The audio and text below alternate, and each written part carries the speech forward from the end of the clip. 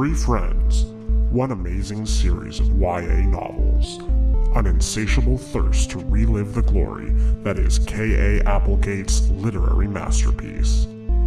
This is Fanimail, the Dork-Bajir Chronicles.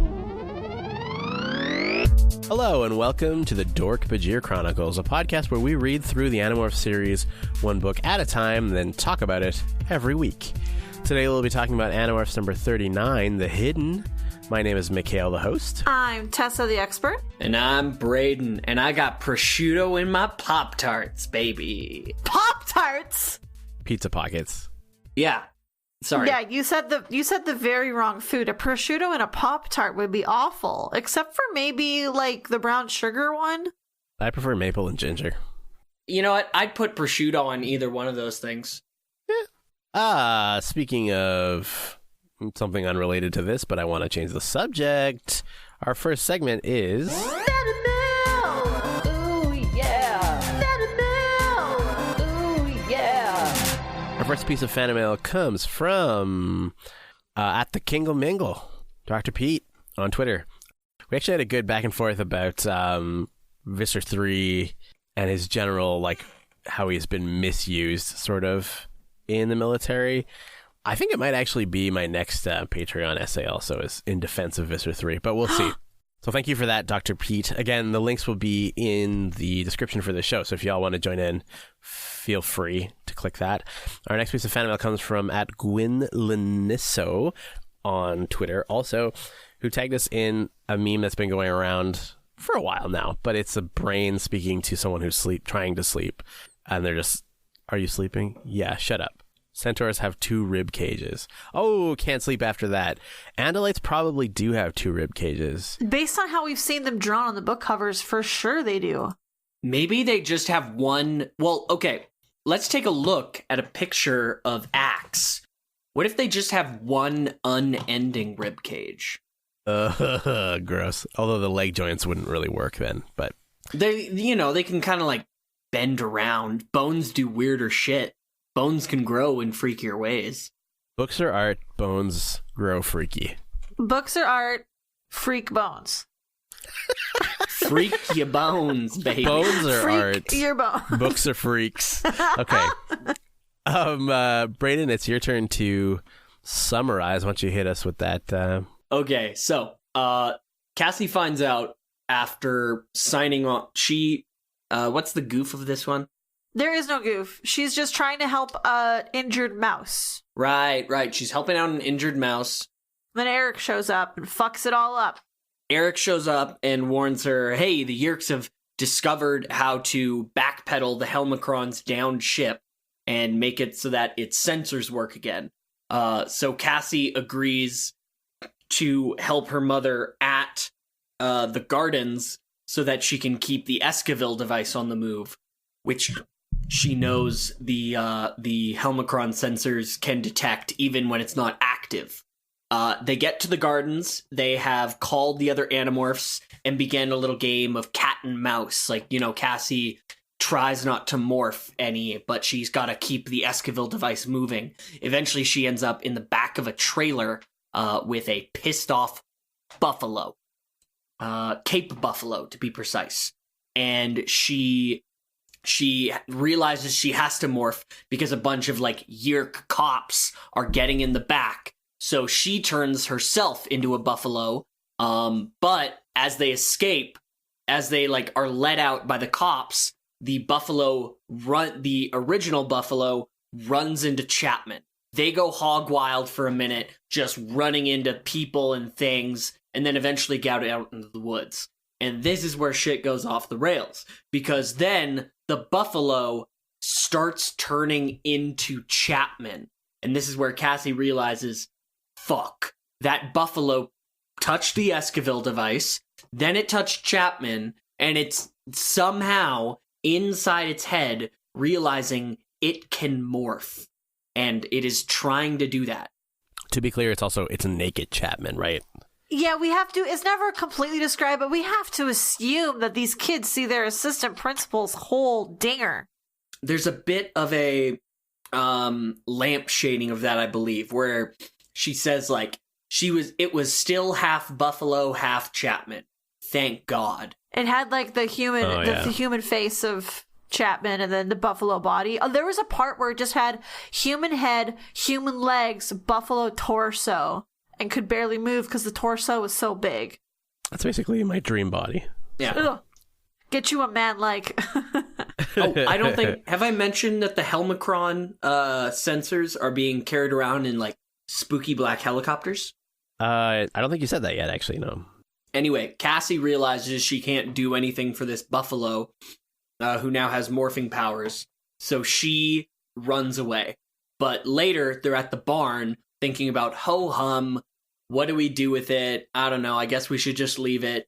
I believe it's Marco who brings up, guys, if they find that thing and infest it, it remembers seeing Cassie morph.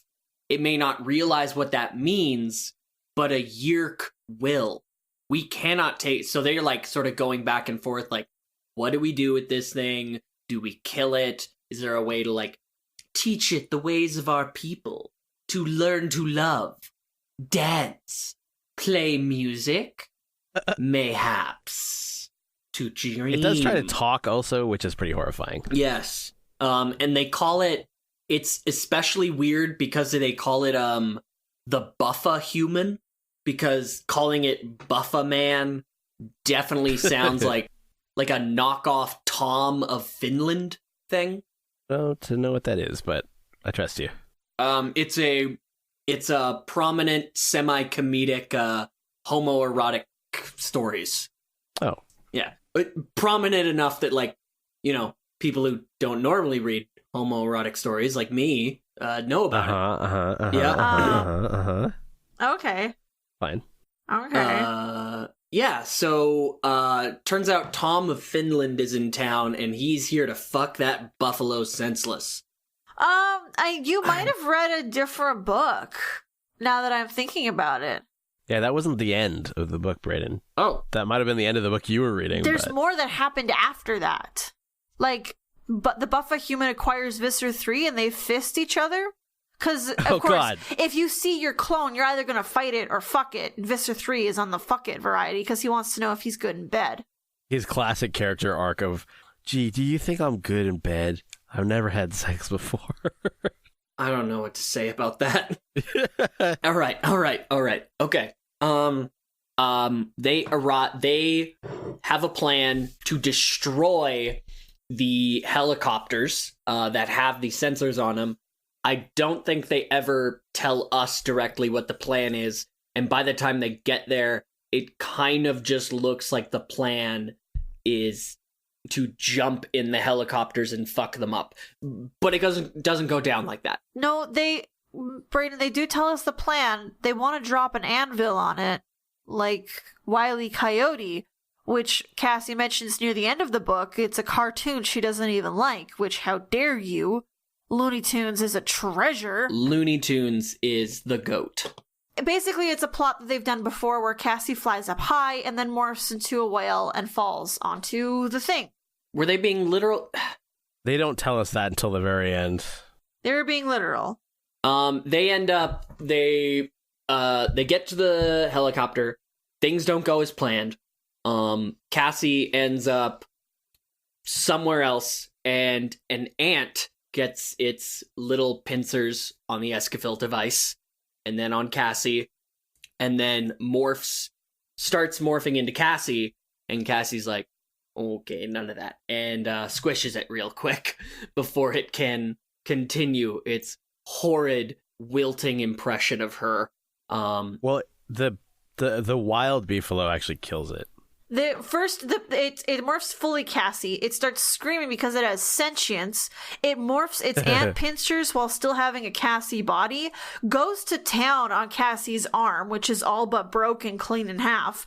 The buffa-human comes out of nowhere in buffalo form, gores Cassie ant, and then who starts to shrink, and then Cassie runs over, cradling her bleeding, destroyed arm, and stamps that bit into pieces because she's so horrified to see how she was dying of dismemberment and disembowelment. Now I remember why I didn't remember that quite so clearly. I think I think I read that right before bed, and when I woke up, I didn't believe it. Oh my god. It's really like the description in this book when they talk about morphing. I don't know if it's like they're extra. There's a lot of skull crushing in this one, and like your skull splitting open for horns. And yeah, like, there's a lot of head anxiety. And just like the goring scene is done in such horrific detail. Cool. It's pretty Like, intense. the violence is great. God, I should have read this one again this morning. Like, there were so many things that I was remembering about it that was like, no, I dreamed that. Yeah, it's pretty intense, and it gets to the point where it's just like, is this like... I can see why some people don't like this book, because it takes a lot of liberties with the logic of the like series. Yeah. But it does also provide maybe the coolest morphing conundrum. Mm-hmm. And I also feel like at the same time, there's a lot of crazy big conundrums, but at the same time, all of them get wrapped up by the end of the story. So it's like, remember buffa-human? Well, he's dead, so don't bother. And everyone's happy, and it's a sitcom ending. Yeah. Yay! Ba-da-ba-ba-da-ba. We were on a break. Oh, God. It's a Friends reference. You wouldn't get it. I know Friends way too intimately. That's kind of like near the end, right? Because after that, have we already done the throwing the Escafil device over the road thing? Oh, No, I don't think that was mentioned. That was a great idea where they just fucking chuck it in front of the Yerks. Just wait till they're not looking and chuck it. That's where we're at now, though, right? Because like after the ant thing, no, the ant thing was before or after that. The ant thing was way after that. Didn't Brayden just say that the ending, like everybody died at the end and it didn't matter? I thought he ended the summary with that. Oh, sorry, I thought you were just like summarizing it before the actual end of the story. I was waiting for that Vista 3 part because I genuinely thought that something was wrong with the book version I had, because between chapter 15 and 16, they're like, oh, we better go save the buffalo. And then all of a sudden we're like in the middle of a conversation with Visser 3. Well, I think that's what happened, was that the buffalo was up there with Visser 3. And so then they were like, okay, let's go save the buffalo. He whips ass. And also he knows he's seen Cassie demorph, so he can't let him get captured. Yeah, maybe I did read it all in one It sitting. could so I be don't that really you know. just read too fast, Mikhail. Common problem on this podcast. Maybe you just read too fast and skipped over it. Because it was like, Visser 3 seemed groggy, and it was like, oh, why? That's weird. What did I miss? Oh, then I realized later, it's like, oh, right, you feel groggy when you get acquired. Yep. oh. And maybe that's also what threw me off, was that, like, that's not how you acquire things, by just, like, briefly touching them. No, it's like a whole ritual. You have to stay there for a bit. But I mean, like, I love that trope of like, there's the bad guy and there's the exact copy of him, or there's the good guy and there's the exact copy. Which is which? Like, Visser 3 points at the fake Visser, and the Buffa-Andalite just points right back. Like, it's great. Using his own moves against him. Also, I like the one where it's like the minions are like, they didn't know which one was the real Visser. It's like, maybe it's the one that can like speak and like is a sentient being. But also, who knows where Thoughtspeak comes from? You can't trace Thoughtspeak back to the source. It's in your head. It said it was just like whipping its tail around. I know, yeah, there's very clearly, like, also you could see the buffalo turn into the Andalite. I don't think they then twirled around and swapped places. I was imagining a very anime, like, whip arms effect. Like, Mikhail, I don't know if you ever finished Kill la Kill, but near the middle, there's a character who, like, his thing is being, like, a big, like, basically he looks like an Iron Maiden. Like a moving Iron Maiden, and he attacks with like whips, so it's pretty cool. How is that related to this? That's what I was pretty much picturing with like the way he whipped around his tail, that like anime effect they have for whips. He works like what is it, like a weird acid tentacle blob thing? Yeah, that was fucked up. Just starts throwing acid. It was very much another It was a lot. It was sort of described in very much the same way as the big gray pile. Yeah.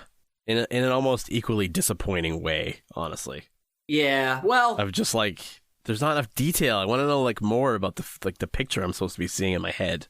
I know, like, there was weirdly not enough detail and also almost too much in some spots. Like, one big plot hole. They're chilling by these rocks. The ant crawls on the Escafil device. Cassie flicks it away. It crawls up Cassie's leg. She flicks it away. They morph wolf, wander away.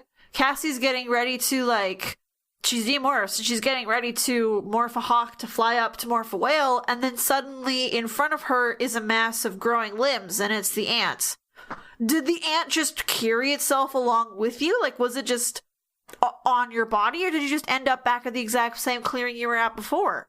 Yeah, I was actually also confused about that, honestly. Like, the scene it turns into is really cool and horrifying, but, like, how does it make sense? Also, it wouldn't have been hard to, like, just say that she doesn't flick it off of her. You know what I mean? Yeah. Like, from a narrative point of view, it's very easy to, like, avoid that problem, and they just chose not to, I guess. Yeah. Or, like, maybe they just said that the ant was crawling up her leg, but then it was never mentioned, so I guess there's a possibility, but, like, that's, like, that's a weird thing. And so, like, yeah, I know that this book gets a lot of fandom hate, but I actually really, I really like this one. It's just dark and gross.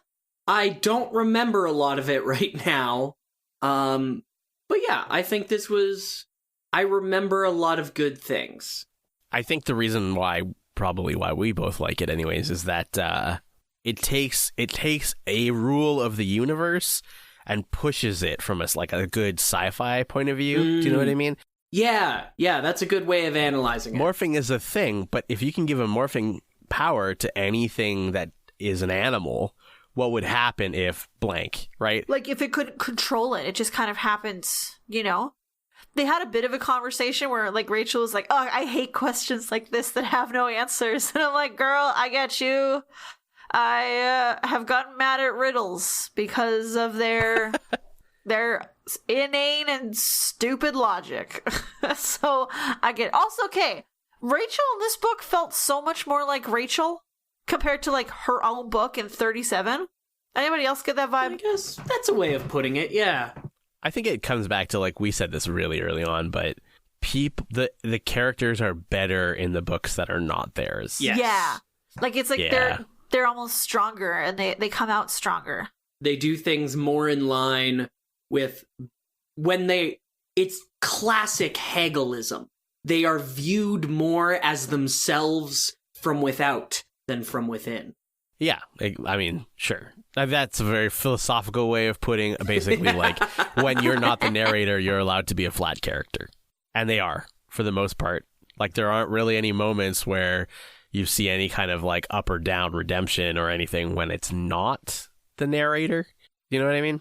Okay. And why would there be? Because that's not how you write books. Like, it's not like a secondary character that only talks 3 times is the only one with a character arc. That wouldn't make any sense. Right? Anyways, this one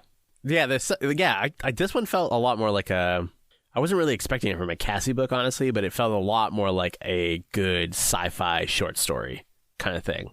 What do you do with an animal that can accidentally turn into any animal that it touches?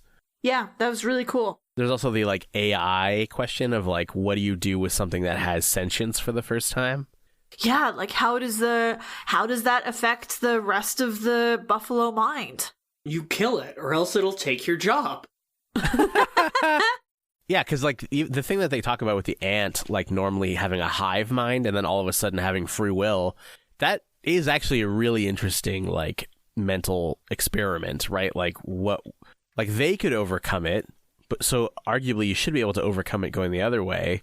I think it's more like because they're human, their defaults, the human state is able to overcome the loss of sentience, but I don't know if the ants going the reverse would have any way, you know? Yeah. It's like you could turn a chair into a dog and then the chair is still fine, but if you turn a dog into a chair, well, you've killed the dog. Until you turn it back to a dog.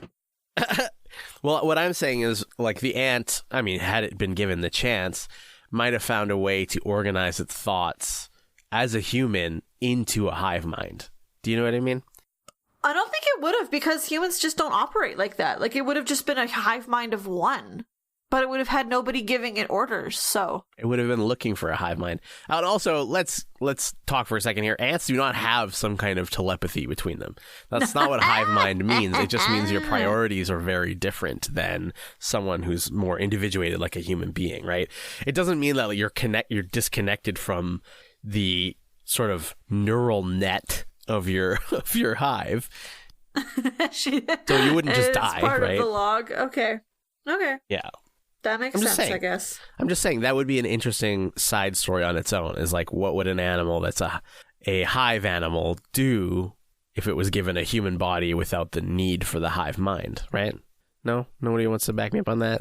That's fine. I'm just like, most of what I know about hive minds comes from sci-fi already, in the sense of like, a singular alien being just split up into different people. But like, yeah, it's definitely 100% more likely that in real life, it is the only likely that actually it's like more of a pheromones thing. Oh yeah, absolutely. And it's more like saying, I think a more accurate term would be hive-minded instead of hive mind, because hive mind is like, yeah, that's the fucking pedantics right there. Ooh, yeah. Hey, that's what people come to this podcast for, is soapboxing on stupid things and also pedantics over the meaning of words. But yeah, like an ant separated from its colony doesn't die. Eventually, it might die from like lack of resources and support and shelter. But if you gave it all those things, it could live without a hive. Whereas I'm pretty sure a real hive-minded thing, or a real hive mind, if the part is separated completely from the mind, it dies. Right? Does that make sense? We don't have to talk about this anymore, but I get what you mean. I'm picking up what you're throwing down. Like a little. Yeah, I get it. The ant would live. Like, it wouldn't just implode from having free will all of a sudden, right? Anyways, all of their problems just get tied up neatly with these Deus Ex Machinas. Like the ants, Cassie squished that one, but the buffalo gets exploded, and a seagull flies into the helicopter, which kills it somehow. Oh yeah, I want to talk about the helicopter, but just to tack on to what you just said, the line where the buffalo dies is amazing. It's like there's this huge chase scene, and then there's a break, like a paragraph break, and it's like, and then the Draken beam blew up the buffalo. End chapter. Yeah, end the chapter, and that's it. She flies away. Well, she looks at the buffalo and says, "You are good," and the buffalo's ears twitch forward, and like it sniffs at her, and like looks real cute, and then the Draken beam blows up the buffalo. Mind you, I have less of a problem with this than I do with the great ones being sentient, because at least this is like, oh, like maybe the experience of being a human transferred into the buffalo's mind a little bit, because that happens with them and animals, right? So, I don't know. Anyways, yeah, the seagull thing. So, I don't think helicopters actually have intakes. They don't. They really don't. The whole point is you don't need an intake. There's got to be some sort of intake, because they will have an engine. They won't have like as many moving parts, because most of the moving parts are on the outside of it.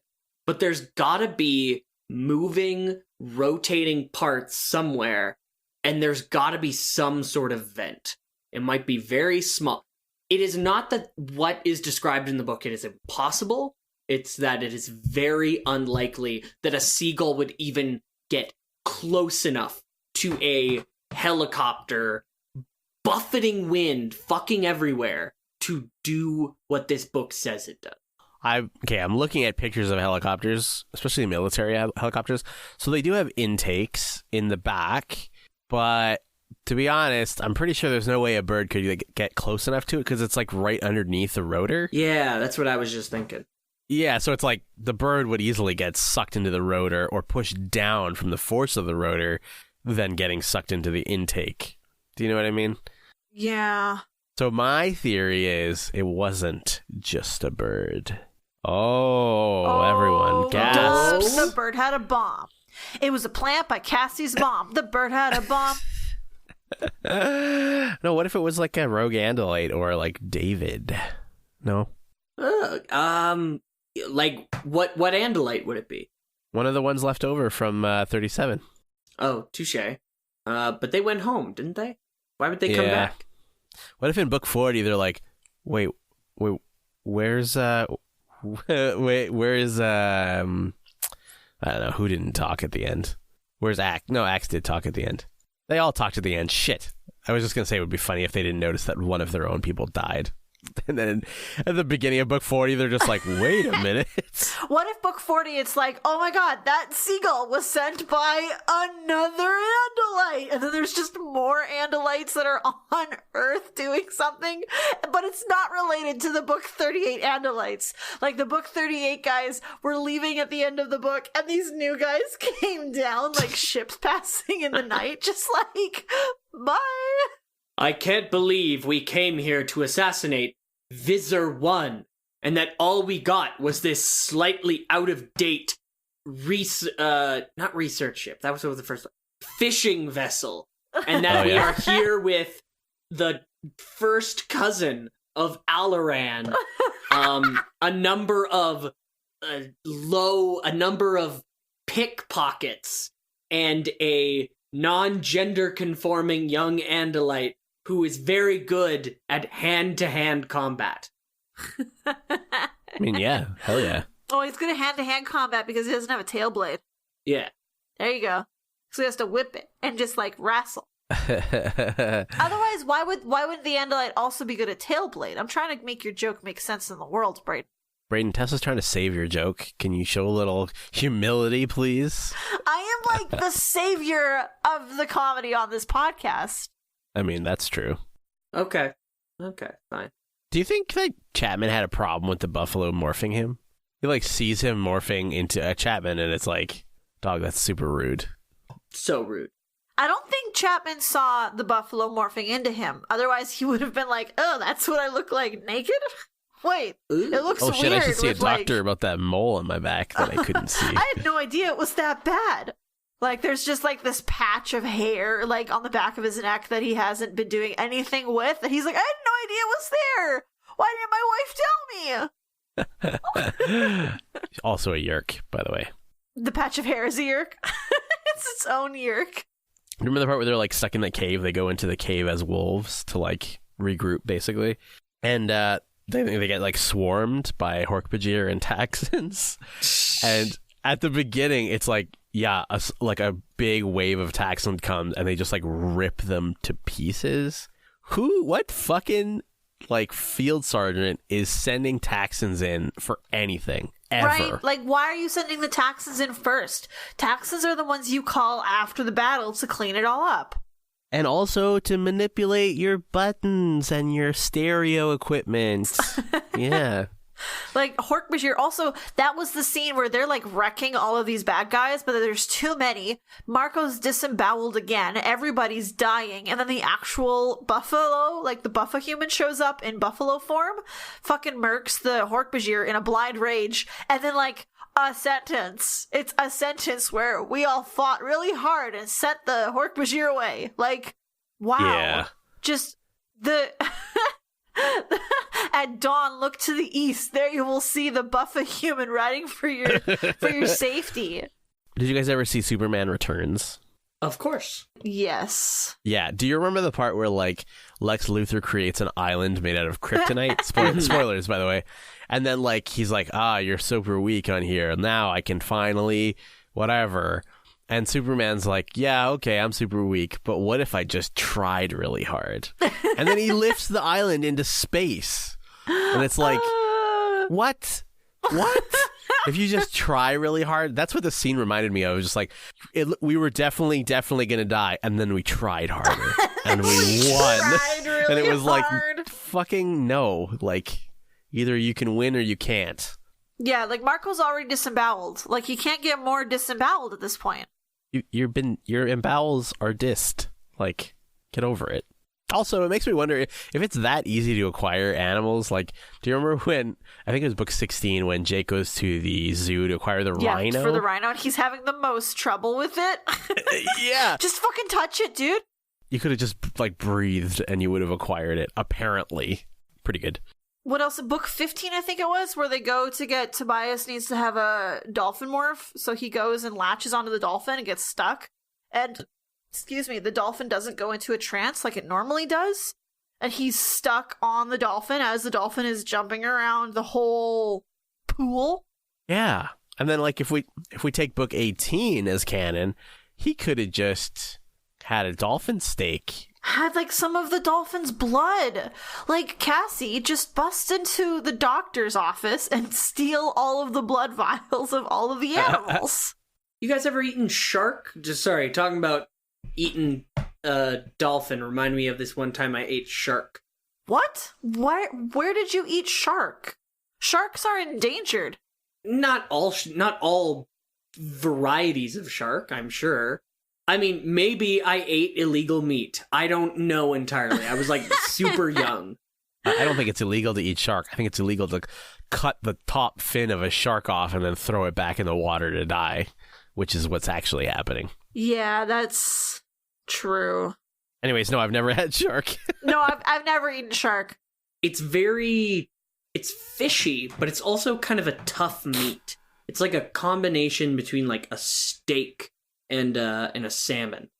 Okay, I could get down with that. But like if you boil it enough or like cook it correctly, it's like it also has the flaky consistency of fish. Oh, so like interesting. Yeah, it's like a flaky steaky. A flaky steaky. Okay. Flaky steaky. It rhymes, so that means it must be true. Do you guys think that... Okay, here's a hypothetical. If the Cape Buffalo had rabies and was going to kill them and kill everyone it touched, and you know when you get to the point where you're like killing people with rabies, they can't save you. You're getting euthanized. Do you think that Cassie would be okay with killing the Cape Buffalo then?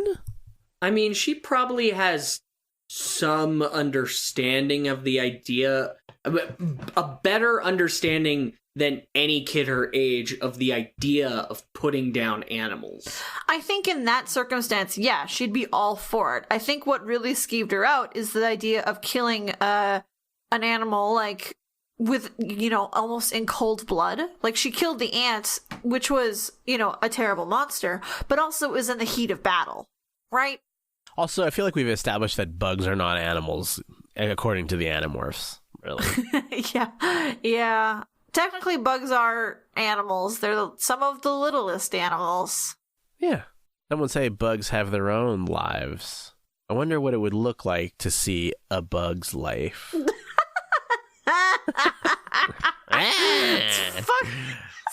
It's so stupid. That was bad. If you took a look at a bug's life, what sort of what sort of bugs would you look at? Maybe ants?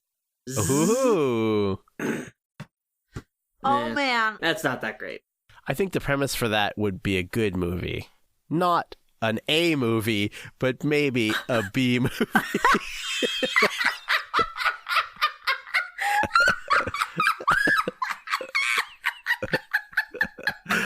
Yeah. They've made so many damn movies about bugs. Why are there so many movies about bugs? I don't know. It's pretty bad if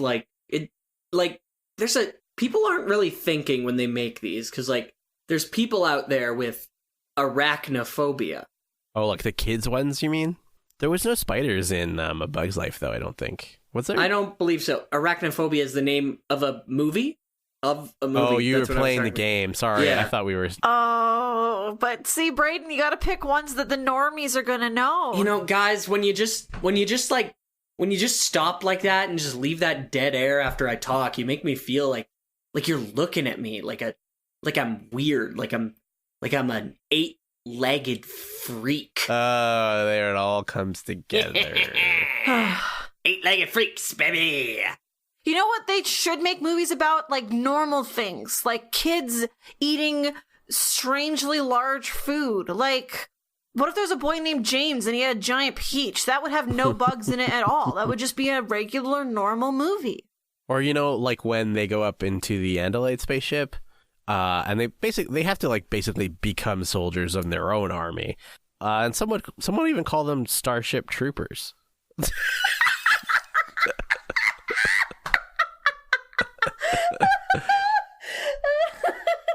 I literally can't think of more movies with bugs in them.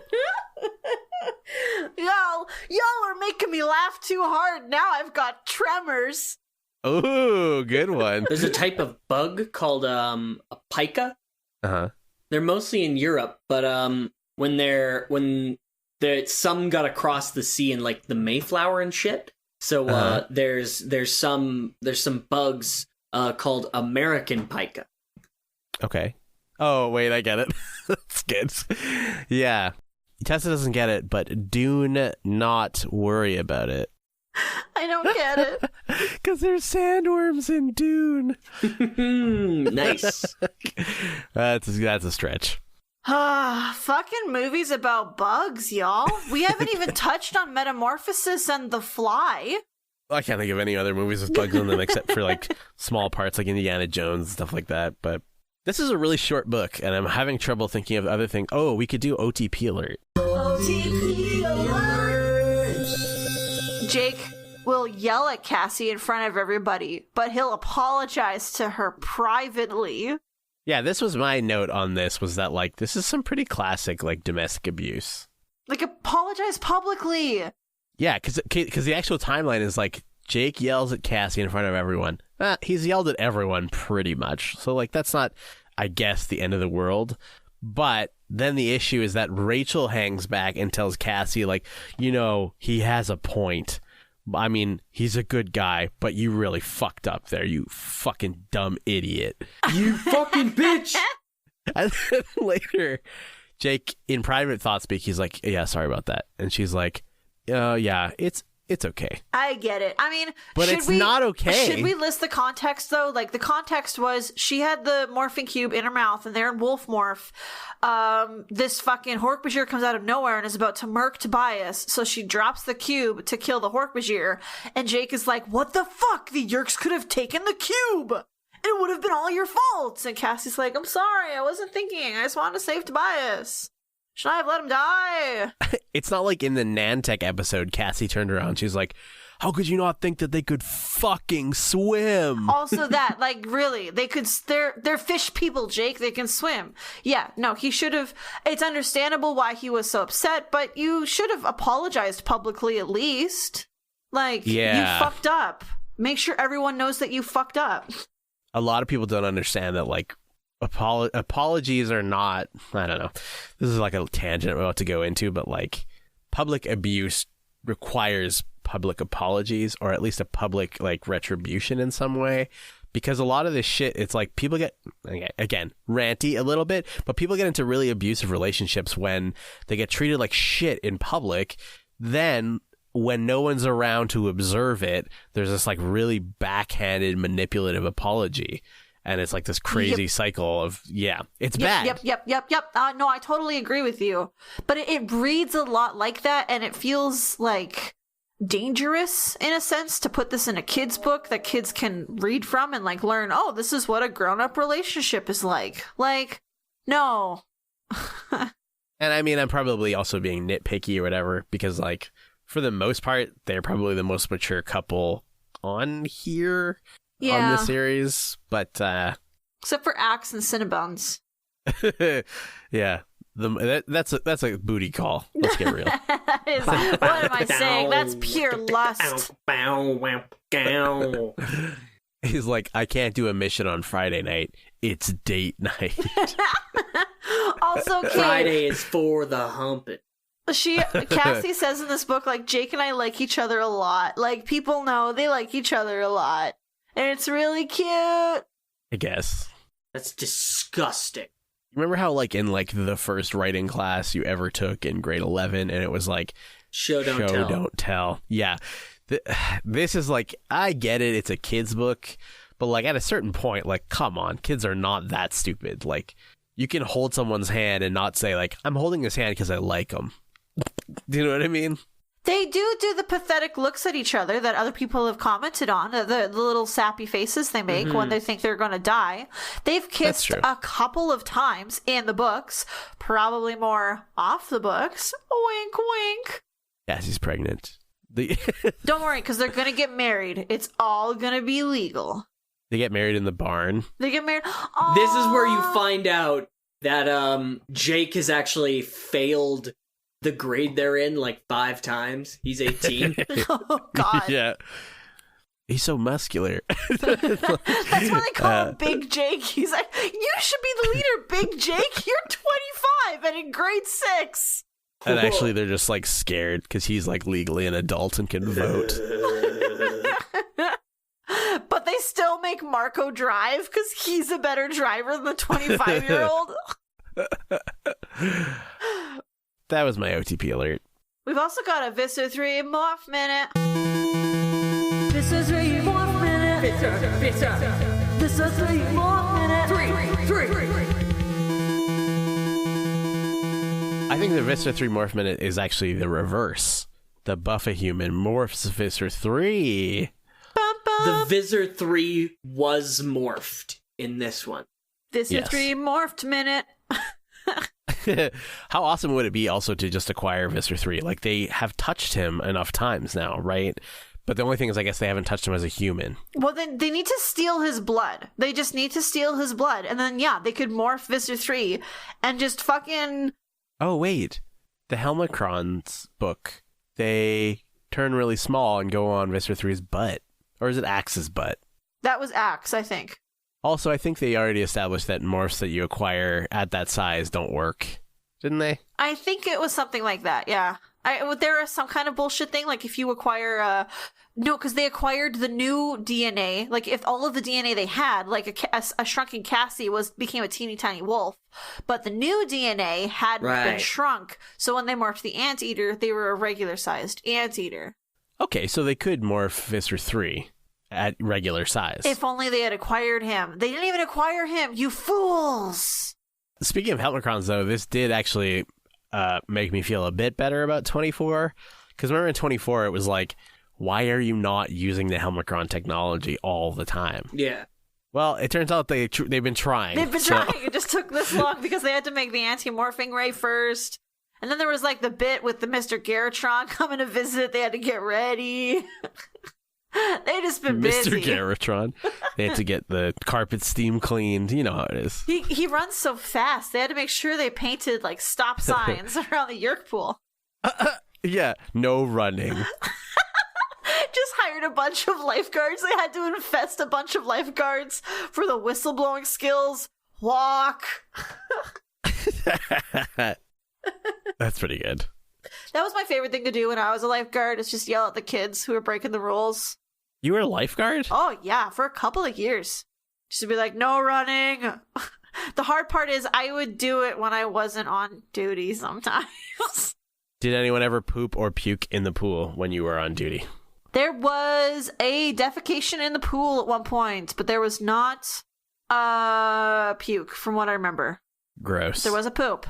Speaking of scraping the bottom of things, I think we've reached the end of this episode. Next week, in our bi-weekly episode of The Speaking Tree, we'll be talking about how we would deal with the buffa-human sitch. I don't know how the kids are saying it. How we would use morphing to work at the wildlife rehabilitation clinic, and how would we use a Cape Buffalo morph. Also, Adam, or also known as Steam Driven, the patron of our show, will be on as a guest. Woo! Excited about that one. I am, personally. I am so excited that my toes are bleeding. Oh. Gross. Wow. Tessa, where can people find more of our bleeding toes? You can find more of our bleeding toes as locked posts on our Patreon page. But I'm not going to get into that first, because all of our other stuff is on collectivelegacy.org or on Twitter, Tumblr, Instagram, or Facebook. Remember to subscribe on iTunes or wherever you get your podcasts, or else the entire podcast is going to sound like this. You can show your support for our show at our Patreon page. Patreon.com/DORKBAJIR. We offer special bonuses for patrons, like access to our Discord server, Animorphs essays written by us, and much more. If we get enough patrons subscribed, I'll share some more embarrassing stories about when I was a lifeguard, like a choice one from lifeguard training. Anyway, at the end of every episode, we like to give a shout out to our patrons at Dork-Bajir level or higher by giving them an Animorph style title. Starting with... Big shout out to Michael Armenta, the battered wife syndrome. Nick, this ant me hanging off the end of my arm. Steam driven, the buffa-man. Anyanka, the poor scientist tasked with reverse engineering this Helmicron shit. Alamist, my favorite lifeguard of the Yerk pool. Mariah Wamby, Okay. the colon. Shanna, the air intake that blew my seagull heart to pieces. Zachary Vaudo, all the bugs references we made in this episode. Martha Urquhart, A Bug's Life. Andrew Vila, Big Andrew. Spencer, the Spence. Greg Della Posta, oh fuck. Oh fuck, my back. Oh fuck. Wait, is this real? Are you okay? Why did my back just make that noise? Oh fuck. Oh fuck. Is it hurting still? Oh fuck. Are you dying? Mikhail, it's your turn. Oh, nice one. Okay. Oh, gross. That was stupid. I hate you. Anne-Marie Ellis, the pubulous junk of my naked assistant principal. For the Fanimorphs, my name is Mikhail, the host. I'm Tessa, the expert. And I'm Brayden, the pubeless mass. And this has been Fanimorphs, the Dork-Bajir Chronicles. If any of us is a pubulous mass, it's definitely Brayden, so that was accurate as hell. Imagine you had, like, regular hair on your crotch and then pubes on your head. No! That's the most horrifying thing. I don't want to think about that anymore. I hate that. That's all I can think about.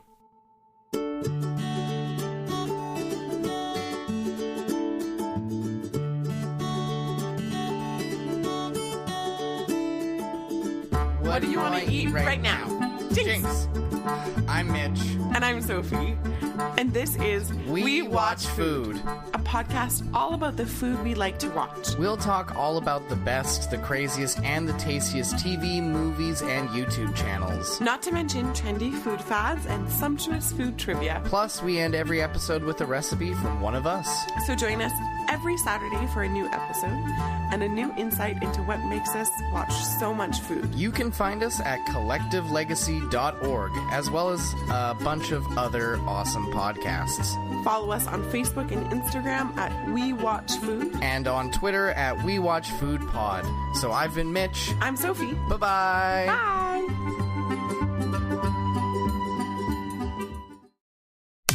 Brought to you by Collective Legacy, a podcast network.